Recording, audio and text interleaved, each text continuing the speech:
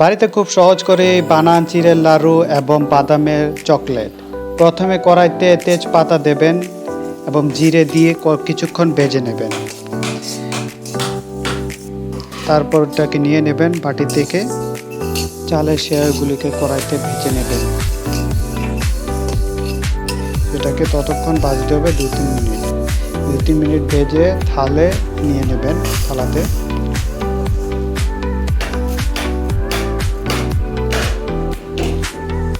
তারপর ভারী চিড়াগুলোকে নিয়ে ওটা থেকে গুঁড়োগুলোকে আলাদা করবেন।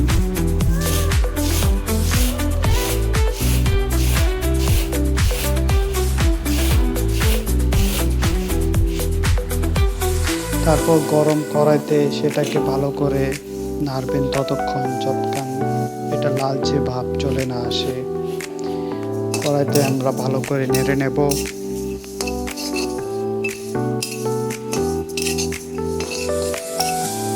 তারপর তেজপাতাগুলোকে ভালো করে মিক্স করে নেব জিরার সঙ্গে। কড়াইতে বাদাম দিয়ে দেব, কাঁচা বাদাম।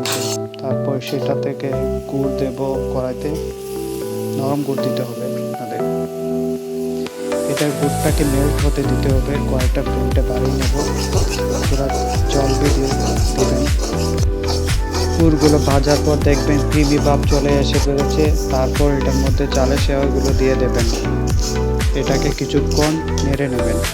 তেজপাতা এবং জিরার গুঁড়োকে দিয়ে দেবেন।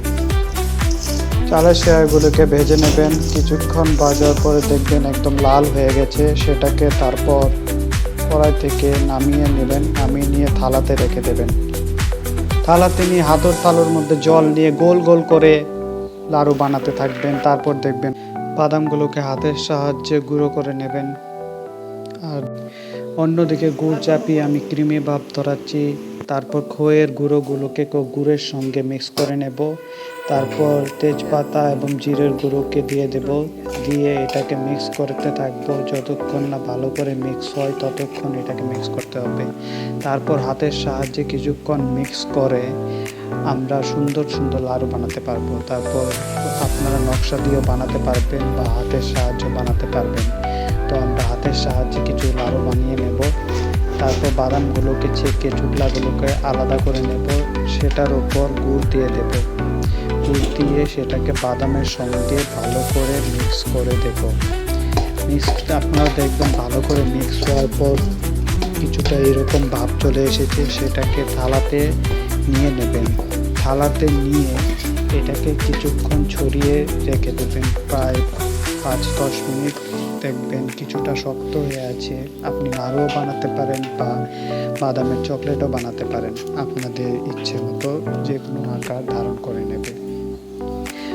অন্যদিকে আমরা চিড়েগুলোকে সেই গুড়ের সঙ্গে দিয়ে দেব। সেটা দিয়ে একটি চিড়ের লাড়ু হয়ে যাবে। চিড়ের সঙ্গে গুড়কে মিক্স করে নেব। কিছুক্ষণ মিক্স করার জিরা এবং তেজপাতার গুঁড়োকে আমরা দিয়ে দেব। তারপর এটার মধ্যে কিছু বাদাম দিয়ে দেব। বাদাম দিয়ে ভালো করে আমরা নাড়াচাড়া করে নেব। সেটাকে মিক্স করে একটি বলের মধ্যে নিয়ে নেব। বলের মধ্যে নিয়ে সেটা হাতের সাহায্যে নাড়ু বানিয়ে নেব। আপনারা গুড়গুলো পারেন সুন্দর করে বানিয়ে নেবেন। তৈরি করার পর আপনারা খান বা ছেলে মেয়েকে খাওয়ান, সবাইকে খাওয়ান।